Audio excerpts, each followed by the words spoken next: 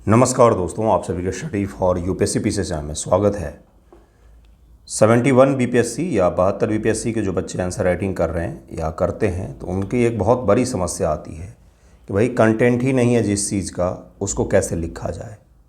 तो ये दिक्कत इसलिए होती है क्योंकि कोई भी टॉपिक अगर उसकी समझ नहीं है आपको तो दिक्कत होता ही है। इसी के कारण से हम ये शुरू कर रहे हैं जिसमें कुछ लेक्चर्स आपको मिलेंगे, जिसमें सब्जेक्ट मैं पढ़ाऊँगा। जैसे शुरू कर रहा हूँ मैं कि पॉलिटी पढ़ाऊँगा।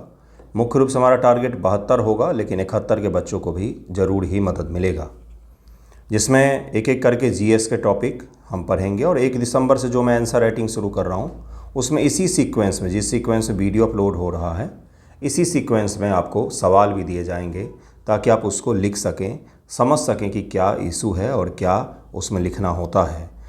वीडियो मिलने से एक हेल्प हो जाता है कि बच्चों को पता हो कि भाई किसी सवाल का क्या अप्रोच होता है, किसी टॉपिक को किस प्रकार से पढ़ा जाता है। तो सबसे पहले तो आज हम लोग जो देखेंगे वो मैं आपको टॉपिक बता दूंगा, जो 15 से 20 टॉपिक हैं। 15 टॉपिक हैं पॉलिटी के। 70 बीपीएससी एक मेंस का ज़रा पेपर देख लेंगे लॉन्ग फॉर्मेट का, और उसके बाद से पहला टॉपिक आज पढ़ाने का मैं प्रयास करूँगा अगर समय बचता है अंत में तो। और कोशिश करता हूँ, देखिए कहाँ तक जाते हैं हम लोग, कोशिश करेंगे पूरा ही कंप्लीट करें। देखिए आप मेंस के पेपर का एनालिसिस कीजिएगा बैठ करके, सबसे ज़्यादा ज़रूरी होता है ये। प्रीलिम दे करके आए हैं तो पीटी का पेपर उल्टा करके नहीं देखा होगा, उसको भी उल्टा करके देखिए आपके कहाँ पर मार्क्स चूक गए हैं, किस सब्जेक्ट में कम मार्क्स आए हैं, किस में अच्छे मार्क्स आए हैं। ये आपको खुद ही एनालाइज करना चाहिए। ये कोई भी नहीं कर सकता, मैं नहीं कर सकता हूँ। मैं तो जनरल वे में एनालाइज करूँगा, लेकिन आपको अपनी स्थिति का पता लगाना ही चाहिए। सबसे पहला टॉपिक जो है पॉलिटी के लिए very very important GS2 paper के अकॉर्डिंग, वो है संविधान का निर्माण। यहाँ से सवाल पूछा जा सकता है। जैसे एक बार पूछा गया संविधान कॉन्स्टिट्यूशन और संविधानवाद में क्या फ़र्क है, संविधानवाद में क्या फ़र्क है। यह सवाल बीपीएससी मेंस का है, लॉन्ग फॉर्मेट का सवाल है। लॉन्ग फॉर्मेट का सवाल है संविधान और संविधानवाद क्या है, दोनों को परिभाषित कीजिए और दोनों डिफरेंसेस को स्पष्ट कीजिए। ये सवाल पूछा गया है बीपीएससी मेंस में। तो ये कॉन्स्टिट्यूशन की जो बेसिक समझ होती है कि कॉन्स्टिट्यूशन क्या है, संवैधानिक शासन का क्या मतलब होता है, वहाँ से एक सवाल पूछा जाता है। इसी प्रकार से एक संविधान की प्रमुख विशेषताएं हैं जिसमें संविधान से जुड़े हुए कुछ छोटे जो फैक्ट्स होते हैं उससे सवाल पूछा जाता है। जैसे संघीय शासन क्या है, एकल नागरिकता क्या है, दुनिया में कहाँ कहाँ पर मौजूद है, एकल नागरिकता का प्रावधान क्यों किया गया, भारत में अमेरिका के जैसे दोहरी नागरिकता का प्रावधान क्यों नहीं है, संघवाद क्या होता है, भारतीय संघ कैसा है, अमेरिका का कैसा है। ये सब अंतर पूछे जाते हैं और इससे जुड़े हुए सवाल एक तो 1-2 सालों पर पूछा ही जाता है। कभी भी अंडरमाइन मत कीजिए कि PYQ बेस्ड ही आपके सवाल आएंगे, ये बहुत बड़ी गलती करते हैं। ऐसा नहीं होता है, पूरे सिलेबस को कंप्लीट करना चाहिए। अगला प्रस्तावना है, हर दूसरे तीसरे साल घूम फिर कर यहाँ से सवाल पूछे जाते हैं, वेरी वेरी इंपॉर्टेंट। मूल अधिकार है, यहाँ से सवाल आते ही हैं। नेसेसरी कुछ होते हैं अनिवार्य टॉपिक, और उसमें से मूल अधिकार, प्रस्तावना और DPSP है। ये ऐसे टॉपिक हैं जहाँ से 70 बीपीएससी मेंस में एक सवाल नहीं पूछा गया है शायद, लेकिन उससे पहले के जो भी बीपीएससी मेंस एग्जामिनेशन देखेंगे आप, उन सभी में एक सवाल तो यहाँ से ज़रूर ही पूछा गया है इन 3 चैप्टर को मिला करके, प्रियम्बल, DPSP और कौन सा तो फंडामेंटल राइट्स। हमारे जो लेक्चर होंगे वो बाइलिंगुअल ही होंगे, इंग्लिश हिंदी दोनों में होगा। संघीय व्यवस्था जो है फेडरल सिस्टम, इससे सवाल पूछा जाता है। जैसे संघवाद जो है या बीपीएससी मेंस का या किसी भी एग्जामिनेशन का सबसे प्रमुख टॉपिक में से एक है। यूपीएससी मेंस में भी संघवाद से जुड़े हुए सवाल पूछे जाते हैं। केंद्र राज्य संबंध है, ये करंट में अगर चर्चा में रहता है तो ज़रूर ही पूछा जाता है। जैसे आज का ही जो मैंने न्यूज़पेपर डिस्कशन में टॉपिक आपको पढ़ाया है कि सुप्रीम कोर्ट ने फैसला दिया कि प्रेसिडेंट और गवर्नर के जो अधिकार हैं वो टाइम लिमिटेड नहीं है, ये मैंने पढ़ाया है आज। तो इस प्रकार के टॉपिक को जोड़ करके केंद्र राज्य से पूछा जा सकता है। आपातकाल के प्रावधान है, तो इसमें मुख्य रूप से राष्ट्रपति शासन और राष्ट्रीय आपातकाल से जो सवाल पूछा जाता है। आर्थिक आपातकाल से सवाल नहीं पूछा जाता है क्योंकि वो एक तरीके से कभी लगा ही नहीं है। तो राष्ट्रपति शासन और राष्ट्रीय आपातकाल से जुड़े हुए प्रावधान क्या हैं, कब कब लगाए गए हैं, राष्ट्रपति शासन और राष्ट्रीय आपातकाल का केंद्र राज्य संबंधों पर क्या प्रभाव पड़ता है, शासन में क्या प्रभाव पड़ता है और विधायिका पर क्या प्रभाव पड़ता है, ये सवाल पूछा जा सकता है। इसके अलावा जो टॉपिक है राष्ट्रपति, उपराष्ट्रपति और प्रधानमंत्री, मंत्रिमंडल, सर्वोच्च न्यायालय, तो इसमें से 2 टॉपिक ऐसे हैं जहां से सवाल पूछे जाते हैं। एक है प्रेसिडेंट और वाइस प्रेसिडेंट, मुख्य रूप से प्रेसिडेंट से, और एक है सुप्रीम कोर्ट और हाई कोर्ट, तो मुख्य रूप से सुप्रीम कोर्ट से सवाल पूछा जाता है। प्रधानमंत्री और मंत्रिमंडल और प्रेसिडेंट, इन दोनों को जोड़ करके एक सवाल पूछा जा सकता है। प्रेसिडेंट प्लस प्राइम मिनिस्टर या कैबिनेट इत्यादि सवाल पूछा जाता है। प्रेसिडेंट और संसद वाला जो चैप्टर है, यहाँ से अक्सर सवाल पूछे जाते हैं। जैसे वाइस प्रेसिडेंट इस बार अचानक से ही हट गए, तो वहाँ से सवाल आने की पूरी संभावना है। आपको मेंस एग्जामिनेशन के पेपर में दिख सकता है एक सवाल। जुडिशियल रिव्यू, इससे शॉर्ट आंसर है पूछा गया है। पिछली बार केशवानंद भारती का मामला जो है, केशवानंद भारती का मामला 1973, ये पूछा गया बीपीएससी मेंस में शॉर्ट आंसर में। ये 70 बीपीएससी 69 में भी पूछा गया था। अगला देखिए क्या है, राज्यपाल का है। यह राज्यपाल बिहार स्पेशल के परिप्रेक्ष्य में पूछा जाता है। पहले का अगर पेपर देखेंगे आप लोग, पहले का तात्पर्य जब से 68 से पहले का, जब से लॉन्ग फॉर्मेट के जगह पर शॉर्ट फॉर्मेट भी आने शुरू हुए हैं, तो उस समय का अगर आप पेपर देखेंगे तो उसमें राज्यपाल का एक बिहार से जुड़ा हुआ सवाल फिक्स रहता था। लेकिन अब ऐसा नहीं है, अब उसमें चेंज किया जाता है। जैसे पिछली बार भी एक राज्यपाल सवाल पूछा गया क्योंकि करंट अफेयर के कारण से चर्चा में था। या अगला जो 14 नंबर का टॉपिक है वो पंचायती राज है। 73rd और 74th जो अमेंडमेंट है, 73-74 संशोधन, खास तौर से पंचायत से सवाल पूछे जाते हैं। पंचायतों की शक्तियाँ क्या हैं, क्या क्या इसके समक्ष चुनौतियाँ हैं, क्या समाधान हो सकता है, कैसे उसका उत्थान किया जाए, वर्तमान में इसका क्या स्थिति है, ये सब आपसे डायमेंशन बना करके सवाल पूछ सकता है। किसी पर्टिकुलर राज्य में, जैसे बिहार राज्य के पंचायत में और बंगाल राज्य के पंचायत में डिफरेंस होगा, तो बिहार राज्य के पंचायत में क्या क्या शक्तियाँ दी गई हैं, क्या क्या प्रावधान किए गए हैं, इस प्रकार के सवाल भी पूछे जा सकते हैं। इसके अलावा जो संवैधानिक बॉडीज़ हैं, इनसे सवाल पूछा जाता है। जैसे चर्चा में रहता है, पूजा खेडकर वाला मामला चर्चा में था, तो एक सवाल पूछा गया था पिछले साल। उसी प्रकार से इलेक्शन कमीशन ऑफ इंडिया जो है, इस बार बहुत ज़्यादा चर्चा में है। चुनाव के कारण से कई सारे प्रकार के आरोप लगाए हैं इलेक्शन कमीशन पर, तो इलेक्शन कमीशन ऑफ इंडिया से आप सवाल एक्सपेक्ट कर सकते हैं कि वहाँ से आपके सवाल बनते हैं मेंस एग्जामिनेशन में। डायरेक्टली पूछता है कई बार इन सब को कलेक्टिव रूप से करके पूछ लेता है। जो मैंने आपको बताया भी था कि एक सवाल जो पूछा गया कि भारत के संवैधानिक संस्थाओं के समक्ष क्या क्या चुनौतियां आ गई हैं, संवैधानिक संस्थाएं जो भारत में हैं क्या वो निष्पक्षता से काम कर रही हैं, ये सवाल एक डायमेंशन बना करके पूछा गया था। आपको समझ में आ रहा है कि मैं बस बोलते ही जा रहा हूँ? समझ में आना चाहिए कि क्या इशू है। इशू यहाँ पर ये है कि टॉपिक को आपको करंट से रिलेट करके पढ़ना पड़ेगा, क्योंकि सवाल करंट बेस्ड पूछे जाते थे। ये तो हो गया टॉपिक। अब जरा कुछ सवाल देखिए, फिर हम लोग आज का टॉपिक की शुरुआत करेंगे, अगर समय बचता है तो। नहीं तो कल से अपना पहला लेक्चर अपलोड होगा, जिसमें हम लोग पढ़ेंगे क्या, मेकिंग ऑफ इंडियन कॉन्स्टिट्यूशन, कौन कौन से एक्ट से क्या क्या प्रावधान शामिल किए गए हैं, और उसके साथ में पढ़ेंगे कि संविधान और संविधानवाद क्या होता है। उसके अलावा उससे जुड़े हुए 10 क्वेश्चंस भी मैं आपको दूंगा, जो आप अपने पास रखिएगा, प्रैक्टिस कीजिएगा। मैं जब आंसर राइटिंग करवाऊंगा 1 दिसंबर से, तो उसमें उसी प्रकार के सवाल दिए जाएंगे। देखिए टॉपिक कौन कौन से हैं। एक चीज़ और है, जैसा भी लगे आपको वीडियो, अपनी प्रतिक्रिया ज़रूर दीजिएगा। अगर सही लगे, कुछ इसमें आपको सुधार की ज़रूरत महसूस हो कि इसमें कुछ सुधार होना चाहिए, ज़रूर ही बताइएगा कि कैसा लगा है। ओके, उसी आधार पर तो कोई आदमी आगे बढ़ता। अगर आप कुछ बताएंगे नहीं तो फिर आगे कैसे काम चलेगा। पहला सवाल देखिए, 70 बीपीएससी मेंस का पेपर है, 70 बीपीएससी 2025 यहाँ पर लिखा हुआ है। ओके, देखिए पहला क्या था। पहला तो बहुत ही छोटा सा, बहुत फेमस सवाल पूछा गया, भारत के संविधान का हृदय और आत्मा व्याख्या कीजिए। लेकिन है क्या ना कि बहुत सारे बच्चे इसमें भी गलती कर आए, वो चारों रीट के ही नाम भूल जाते हैं, या नाम केवल रटा हुआ है उनका, तो उसके बारे में बताना ही भूल जाते हैं। एग्जाम्पल सहित बताएं कि क्या पूछा गया क्या नहीं। हमेशा ही मैं आपको एक चीज़ समझाता हूँ, समझिएगा इस चीज़ को। हमेशा ही कोई भी पेपर हो, कोई भी आंसर राइटिंग करता है तो एक एवरेज आंसर, गुड आंसर और जो परफेक्ट होना चाहिए उसमें अंतर हो जाता है।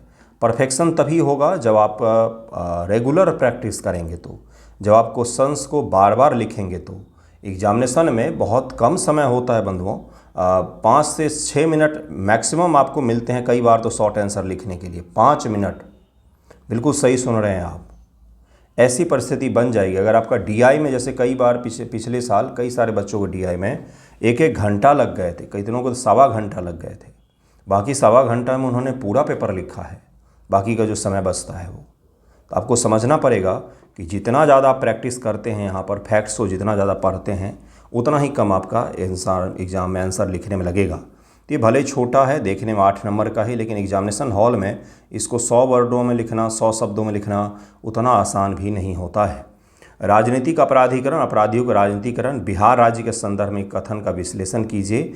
8 नंबर में आपसे विश्लेषण मांग रहा है वो। इसमें अगर ज़्यादा लंबा इंट्रो लिखने चले जाएंगे तो विश्लेषण कहाँ पर करेंगे, तो ये सवाल भी पूछा गया था। भारत में वर्तमान में जाति एक सामाजिक घटना नहीं रह गई है, इस प्रकार से भी एक सवाल पूछा गया था। सोशल इशू से जुड़ा हुआ 1 से 2 सवाल आता ही है, कंपलसरी है। जैसे जाति के मुद्दे, धर्म के मुद्दे बीपीएससी बहुत शानदार सवाल बनाती है मेंस में, तो वो आपसे पूछे जाते हैं। बल्कि यह एक राजनीतिक घटना है, क्या आप इस कथन से सहमत हैं? विश्लेषण करें, अपने उत्तर के समर्थन में कारण बताएं। तो आपको बताना है कि भारत में वर्तमान में जाति एक सामाजिक घटना ही है, यह एक राजनीतिक नहीं है, बल्कि राजनीति के द्वारा उसमें रिफॉर्म का प्रयास किया जा रहा है। जो सही आंसर होगा वो ये होता है। कुछ बच्चों को मैंने आंसर पढ़े, उन्होंने बिल्कुल ही गलत लिख दिया है, लेकिन कुछ बच्चों ने सही लिखा है। यहाँ पर आपको फंसाने का प्रयास कर रहा है, आपको फंसना नहीं है। यह बिल्कुल एक सामाजिक घटना ही है, समाज में ही भेदभाव है, राजनीति के द्वारा उसमें हम रिफॉर्म करने का प्रयास कर रहे हैं। कॉलेजियम क्या है, आलोचना के केंद्र में क्यों है, ये पिछले साल चर्चा में था। 73rd 74th अमेंडमेंट, ये मैंने आपको अभी बताया है, टॉपिक है हॉट इशू, और वहीं से सवाल पूछा गया। कॉलेजियम कहाँ से है, तो ये है आपका सुप्रीम कोर्ट और हाई कोर्ट, जो टॉपिक मैंने आपको बताया वहाँ से पूछा गया है। राजनीतिक अपराधीकरण, अपराधियों का राजनीतिकरण, ये दोनों के दोनों करंट अफेयर से सवाल पूछे गए हैं। आर्टिकल 32 फंडामेंटल राइट से सवाल पूछा गया है। तो घूम फिर करके वही 13-14 टॉपिक है। नेक्स्ट देखिए क्या है, ये करंट अफेयर का सवाल है जो आपको पॉलिटिकल पार्टीज़ पढ़ना होता है। पॉलिटिकल पार्टीज जो है पॉलिटी का चैप्टर है, जहाँ पर राष्ट्रीय पॉलिटिकल पार्टीज़, राज्य स्तरीय पॉलिटिकल पार्टीज़ आप पढ़ते हैं, क्षेत्रीय पार्टीज इत्यादि पढ़ना पड़ता है। तो भारत में एक पार्टी प्रभुत्व से लेकर के गठबंधन सरकारों के युग तक राजनीतिक दलों का विकास का पता लगाएं। क्या गठबंधन की राजनीति ने भारत में प्रधानमंत्री के अधिकार को कमज़ोर किया है, ये सवाल यहाँ पर पूछा गया है। पिछले साल जब इलेक्शन हुआ था बीपीएससी, तो 2025 में, पिछले साल का इलेक्शन 2024 का लोकसभा इलेक्शन, तो लोकसभा इलेक्शन का जिस दिन रिजल्ट आ रहा था उसी दिन मैंने सवाल दिया था लिखने के लिए कि गठबंधन की राजनीति के बारे में लिखो, और वहीं से ये सवाल पूछा गया है। ठीक है, अगला देखिए क्या पूछा उन्होंने लॉन्ग फॉर्मेट में। अगला पूछा उन्होंने, जब केंद्र में सरकार बदलती है तो राज्यपाल भी बदल जाते हैं। इस कथन के संदर्भ में केंद्र और राज्य के बीच एक कड़ी के रूप में भारत के राज्यपाल की भूमिका की जांच करें। क्या वह किसी भी तरह से अपने विवेक अनुसार कार्य कर सकते हैं? तो राज्यपाल के बारे में आपको बताना है कि राज्यपाल किस प्रकार से काम करते हैं, राज्यपाल की शक्तियाँ क्या हैं, और उसके बाद से आपको ये भी बताना है कि राज्यपाल के विवेक अनुसार कार्य कौन कौन से कर सकते हैं। आज ही के न्यूज़पेपर आर्टिकल डिस्कशन में हमने इसको डिटेल में डिस्कस किया है। अगला टॉपिक है, अगला सवाल जो है, उस संप्रेषण का माध्यम होने के अतिरिक्त भाषा अस्मिता के प्रतीक के रूप में प्रभावी हो रही है। भाषा में विवाद जब भी पूछा जाता है तो मुख्य रूप से जो आता है उत्पन्न होता है कौन कौन सा, तो एक है मराठी भाषा का विवाद उत्पन्न होता है, एक है तमिल भाषा का विवाद उत्पन्न होता है, और एक है आपका कन्नड़ भाषा का। इन 3 की चर्चा करनी है। उसके साथ साथ कई सारे बंगाली भाषा, बांग्ला भाषा का भी जिक्र कर देते हैं। तो आंसर में आपको लिखना होता है कि यह भाषा जो है आजकल कम्युनिकेशन से भी ज़्यादा अस्मिता का प्रवान हो गया है, कि भाई भाषावाद का उदय हो रहा है और इसको पॉलिटिकल रूप से मोटिवेट किया जा रहा है। वास्तविकता में ज़मीनी स्तर पर कमाने खटाने वाले आदमी को इससे ज़्यादा कुछ मतलब होता नहीं। तो इसी से जो उत्पन्न राजनीति है आपको उसके बारे में लिखना है। दरअसल में ये टॉपिक इसलिए पूछा गया था क्योंकि 3 लैंग्वेज पॉलिसी को लेकर के जो न्यू एजुकेशन पॉलिसी का हिस्सा बनाया गया, विवाद उत्पन्न हो रहा था। और उसके साथ साथ न्यूज़ मीडिया, सोशल मीडिया में भी देखा होगा, मराठी नॉन मराठी, हिंदी नॉन हिंदी इत्यादि इत्यादि उत्पन्न होते रहते हैं। अगला 370 के बारे में पूछा गया, या काफ़ी पहले का था, लेकिन सुप्रीम कोर्ट का इस पर फैसला आया था। सुप्रीम कोर्ट ने अपने जुडिशल रिव्यू में इसको बिल्कुल सही माना था, इसलिए यह सवाल आपसे पूछा गया है। इसी प्रकार से आएंगे तो ये पॉलिटी का हिस्सा जो था वो यही था। पहला हिस्सा जो होता है पॉलिटी का हिस्सा होता है, जहाँ पर आपसे सवाल पूछे जाते हैं। अब मुख्य चीज़ ये उभरता है कि कहाँ से इसको प्रिपेयर किया जाए। प्रिपरेशन करने के लिए 2 ही स्रोत काफ़ी होते हैं। एक है एम लक्ष्मीकांत की किताब चाहिए आपको, एक प्रीवियस ईयर के क्वेश्चंस, और दूसरा होता है कि आपके पास में इसके करंट अफेयर भी होना चाहिए। करंट अफेयर कहाँ से पढ़ें, तो कोई भी एक मंथली मैगजीन जैसे विजन का आप करंट अफेयर अगर फॉलो करते हैं लास्ट 6 मंथ का, या उससे बियॉन्ड भी पूछे जाते हैं। जैसे मैंने अभी आपको उदाहरण दिया ना, ये जो लॉन्ग फॉर्मेट का सवाल पूछा गया है, ये 19+19 क्यों लिखा हुआ है, ये भी बच्चे समझ नहीं पाते हैं। इसका मतलब है कि इस सवाल के 2 हिस्से हैं। यहाँ तक एक हिस्सा है, ये एक हिस्सा है, और ये जो यहाँ से लिखा हुआ है ये पूरा दूसरा हिस्सा बनाया गया है। क्या गठबंधन की राजनीति भारत प्रधानमंत्री के अधिकार को कमज़ोर किया है? तो अगर आपको ऐसी स्थिति बन जाती एग्जामिनेशन में कि एक ही हिस्सा आ रहा है, तो आप एक ही हिस्सा लिख दीजिए हेडिंग बना करके, तो भी कुछ मार्क्स आपको मिल जाएंगे। छोड़ना नहीं होता है लॉन्ग फॉर्मेट के सवाल, कभी भी एग्जाम में गलत हो जाता है। एक आध शॉर्ट छूट गया, मान लीजिए एक शॉर्ट आंसर छूट गया तो चल जाता है, उतना मैनेज हो जाएगा। लेकिन 38 नंबर का सवाल अगर आप छोड़ते हैं तो थोड़ा सा चुनौती उत्पन्न हो सकता है आपके मार्क्स में। तो इस प्रकार के सवाल जो है यह करंट अफेयर से नहीं पूछा गया, बल्कि भारतीय राजनीति में जो परिवर्तन आया है ना, उससे पूछा गया। और टॉपिक इसलिए चर्चा में था क्योंकि 2024 में जो मोदी जी की गवर्नमेंट बनी, वो 10 सालों के बिल्कुल सिंगल पार्टी गवर्नमेंट के अलावा इस बार गठबंधन की सरकार बनानी पड़ी, गठबंधन की मजबूरियां अपनानी पड़ी। नीतीश कुमार और जो तेलुगु देशम पार्टी है, उन दोनों ने सपोर्ट किया जब टीडीपी ने, तब जाके मोदी जी की गवर्नमेंट बन पाई थी। तो वहीं से यह करंट आपसे रिलेट करके पूछा गया है। तो इसमें आपको बताना पड़ेगा कि भारत में किस प्रकार से गठबंधन की राजनीति में प्रधानमंत्री के अधिकार को कमज़ोर करता है, या किस प्रकार से जो एक पार्टी की बहुमत की सरकार होती है वो प्रधानमंत्री के अधिकार को मजबूत करता है। तो इस प्रकार से आपको एनालिसिस करके करंट अफेयर पढ़ना पड़ेगा। ज़रूरी नहीं कि जो अभी चर्चा में है वही चीज़ पूछा जाए। ओके, इसको ज़रूर याद रखिए कि करंट अफेयर जो है आपका वो लास्ट 6 मंथ से पहले के भी पूछे जा सकते हैं। मुख्य रूप से बात यहाँ पर आती है समझ की, एनालिसिस की, विश्लेषण की बात आती है। लास्ट 6 मंथ का करंट तो अच्छे से पढ़ना ही है, लेकिन आपको पढ़ना जो है वो मुख्य रूप से 1 ईयर के करंट अफेयर का बेसिक जानकारी तो आपके पास में होना ही चाहिए। लास्ट 6 मंथ से सवाल बनाए जाते हैं, लेकिन रेफरेंस उससे पहले के शामिल हो सकते हैं आपके एग्जामिनेशन में, वो पूछ सकता है आपसे। ओके, चलिए अब देखते हैं आज का टॉपिक पहला क्या है। पहले उससे जुड़े हुए सवाल मैं दिखाता हूं।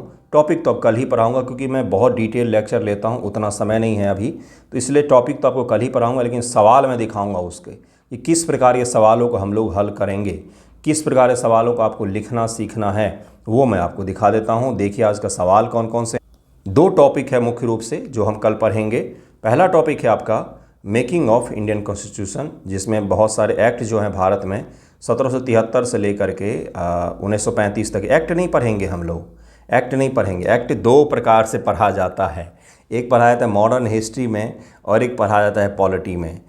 मॉडर्न हिस्ट्री में आप पूरे एक्ट को पढ़ते हैं, जबकि पॉलिटी में आपको केवल और केवल वहाँ से हमारे संविधान में क्या लिया गया है केवल यही पढ़ना होता है। एम लक्ष्मीकांत का पहला चैप्टर देखेंगे तो आपको दिखेगा जिसमें लिखा हुआ है कि औपनिवेशिक काल के कौन कौन से एक्ट से क्या क्या चीज़ों को शामिल किया गया, बस यही आपको पढ़ना होता है। एक्ट्स नहीं पढ़ेंगे हम लोग, बल्कि समझेंगे कि क्या क्या है। और जो 1 दिसंबर से मैं शुरू कर रहा हूँ, आपको जुड़ना हो तो मैसेज कीजिएगा, जुड़िएगा, काफ़ी बेहतर रहेगा। इस बार तो वीडियो भी मिलेगा आपको। तो इसमें दरअसल में है क्या, मैं आपको समझाता हूँ। सवाल देखिए क्या है, ये लॉन्ग फॉर्मेट का सवाल है। भारत शासन अधिनियम 1935 की प्रमुख विशेषता और उसके भारतीय संविधान पर व्यापक प्रभाव का आलोचनात्मक विवेचना कीजिए। कितना शानदार सवाल है कि यह पूछ सकता है आपसे, बिल्कुल पूछ सकता है, बल्कि GS 1 में भी पूछ सकता है आपसे। तो ये क्योंकि GS 1 में 1850 से लेकर के 1947 तक के सवाल पूछे जाते हैं, और अब तो GS 1 GS 2 मिक्स कर दिया है BPSC ने। कई बार आपको पॉलिटी के जो करंट अफेयर हैं वो GS 1 पेपर में देखने को मिलता है। इसी प्रकार से देखिए अगला सवाल है, 1773 से लेकर 1935 तक के सभी प्रमुख संविधान अधिनियमों का क्रमबद्ध विश्लेषण प्रस्तुत कीजिए। बताइए किस प्रकार से उन्होंने भारत के वर्तमान संविधान को प्रभावित किया। लिखने का प्रयास कीजिएगा। 71 दे रहे हो, 77 दे रहे हो, जो भी दे रहे हो, इसको लिखने की कोशिश ज़रूर कीजिएगा। कल जब पढ़ाऊँगा तो उसके बाद आसानी से लिख ले जाएंगे। भारतीय संविधान एक दिन में नहीं बना, बल्कि यह एक ऐतिहासिक विकास की उपज है। इस कथन की पुष्टि कीजिए। और कितना शानदार सवाल है यह कि एक दिन में नहीं बना है, बल्कि ऐतिहासिक विकास की उपज है। ऐतिहासिक विकास की उपज अर्थात 1773 से लेकर के 1935 तक जो भी कानून भारत में बनाया गया अंग्रेजी सरकार के द्वारा, उन सब में से कुछ न कुछ चीज़ों को हमने शामिल किया अपने संविधान में। जैसे 1861 हमने लिया है भाई कि पोर्टफोलियो प्रणाली होना चाहिए, अध्यादेश की शक्ति होना चाहिए। फिर 1853 हमने लिया है कि भाई सिविल सेवा जैसा कुछ होना चाहिए, जिसको चेम्सफोर्ड सुधार में शामिल किया गया। 1921 से यूपीएससी जैसी संस्थानों की स्थापना हुई। तो इस प्रकार से आपको बताना पड़ेगा। कितना शानदार सवाल है ये। इसी प्रकार से पूछा गया मार्लियामेंटो सुधार का भारतीय राजनीति और संविधान के विकास पर क्या प्रभाव पड़ा। शॉर्ट आंसर है यह। 1773 से 1919 तक के किसी भी 3 अधिनियम का भारतीय संविधान के विकास में योगदान को स्पष्ट कीजिए। किसी भी 3 अधिनियम का। भारत शासन अधिनियम 1935 को भारतीय संविधान का ब्लूप्रिंट क्यों कहा जाता है, व्याख्या कीजिए। ये सवाल तो पूछा भी जा चुका है। संविधान के लिखित स्वरूप के क्या लाभ और सीमाएं हैं, भारत के संदर्भ में समझाइए। अब ये सवाल अगर पूछ ले तो बच्चों को थोड़ा सा परेशानी हो जाए कि संविधान के लिखित स्वरूप, लिखित संविधान की क्या लाभ हैं और क्या सीमाएं हैं, भारत के संदर्भ में इसको समझाना है। लिखित संविधान और लिखित संविधान पहले यही नहीं पता होगा, फिर उसके मेरिट डिमेरिट क्या होंगे ये भी पता करना होगा, तब जाके सवाल आप लिख सकते हैं। क्या भारत में सच्चा संविधान मौजूद है, इसके पक्ष और विपक्ष में तर्क प्रस्तुत कीजिए। क्या भारत में वाकई एक सच्चा संविधान है, तो इसके पक्ष और विपक्ष में बता सकते हैं आप। मौलिक अधिकार संविधानवाद के आधार स्तंभ हैं, विवेचना कीजिए। क्या पूछा जा रहा है, कॉन्स्टिट्यूशनलिज्म फंडामेंटल राइट्स आर मतलब आधार स्तंभ, बेड रॉक्स ऑफ किसके, तो भाई कॉन्स्टिट्यूशनलिज्म मतलब संविधानवाद जो होता है वो मौलिक अधिकार से ही बनता है। ये सवाल पूछा जा रहा है। शॉर्ट आंसर है, बीपीएससी में पूछा गया है। आपको ऐसा लग रहा होगा कि मैं जानबूझ के इस प्रकार के सवाल दे रहा हूँ। संविधानवाद जो है यह बीपीएससी मेंस में सवाल पूछा जा चुका है। कृपया करके प्रीवियस ईयर क्वेश्चंस का अवलोकन करें एक बार, आपको दिख जाएगा। संविधान और संविधानवाद में अंतर स्पष्ट कीजिए, यही सवाल पूछा गया था। क्या कोई देश संविधान के बिना भी संविधानवाद को अपना सकता है, यह सवाल पूछा गया है। अगला जो क्वेश्चन है, संविधान किस प्रकार लोकतांत्रिक शासन की नींव रखता है, अपने उत्तर में भारतीय संविधान के उदाहरण दीजिए। अब ये जो सवाल हैं 10 सवाल, ये आपको कल के लेक्चर के बाद से समझ में आ जाएगा। आप अगर पढ़ेंगे तब मैं पढ़ाऊँगा। मैं भी पेड बना सकता हूँ, बस यूट्यूब पर ही पेड बन सकता है, लेकिन कोशिश नहीं करता हूँ मैं ताकि बच्चों तक ज़्यादा से ज़्यादा पहुँचे। बाकी अपने पास भी है इंफ्रास्ट्रक्चर कि पेड बनाया जा सकता है इसको, ठीक है। इंफ्रास्ट्रक्चर है अपने पास, हर चीज़ है, तो ऐसा नहीं है। इसीलिए बस पढ़ाने की इच्छा से ही ये चीज़ लाया हूँ, और कोई ऐसा मोटिव नहीं है। बाकी आंसर राइटिंग जो है वही काफ़ी है हमारे लिए, उसमें ही अधिकांश बच्चे रहते हैं, तो उसी से सब कुछ हो जाता है। तो अगर आप पढ़ेंगे तो मैं पढ़ाऊँगा, नहीं तो फिर मैं भी इसको पेड में ही कर दूँगा, बदल दूँगा, ठीक है। धन्यवाद आप सभी का वीडियो देखने के लिए। जैसा भी आपको लगा हो ज़रूर ही बताइएगा। थैंक यू सो मच आप सभी का।